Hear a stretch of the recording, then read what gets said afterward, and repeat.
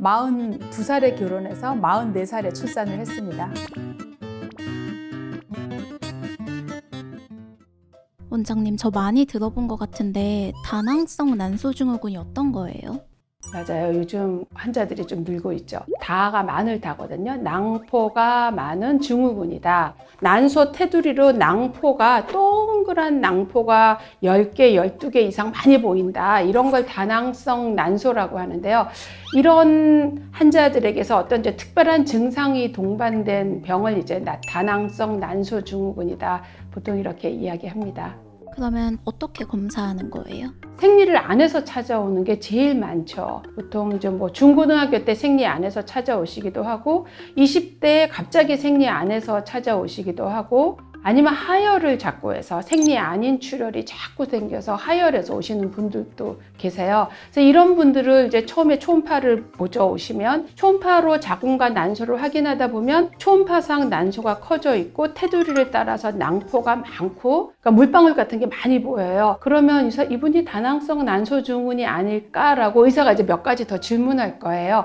가족력도 물어보고 그동안 생리와 관련된 것도 물어보고 뭐 체중도 물어보고 몇 가지 물어볼 거거든요.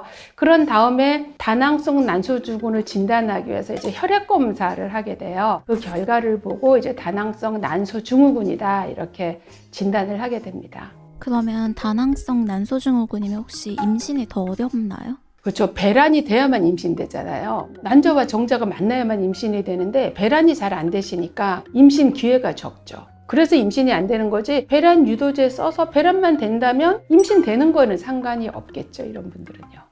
그럼 임신만 어렵고 막 유산이 쉽거나 이런 상태는 아닌 거예요? 이제 다낭성 난소 증후군이 타입이 여러 가지가 있어요.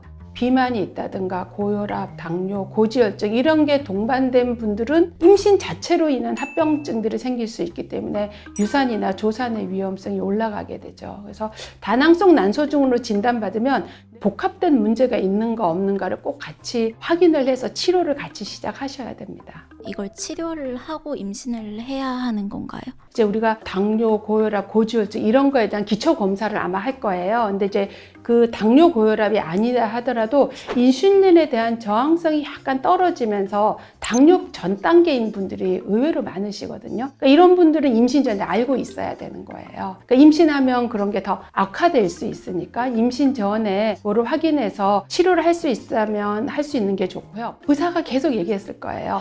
체중 관리가 중요하고 운동을 열심히 해야 된다. 규칙적인 생활을 해야 된다. 아마 이거를 굉장히 얘기를 많이 들었을 거예요. 그리고 본인도 알 거예요. 내가 스트레스 안 받고 체중이 적정했을 때는 생리를 그래도 어느 정도 했고 체중이 갑자기 확 늘거나 확 줄거나 스트레스 받으면 하혈을 하거나 생리를 안 하고 이걸 본인들이 아시거든요.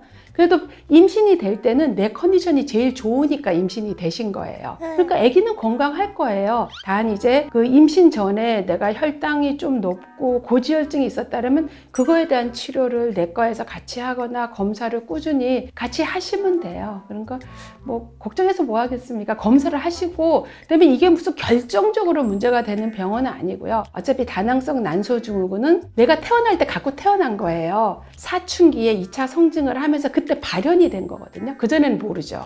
내가 폐경될 때까지 계속 나를 따라다니는 문제예요. 아마 그렇게 설명 들으셨을 거예요.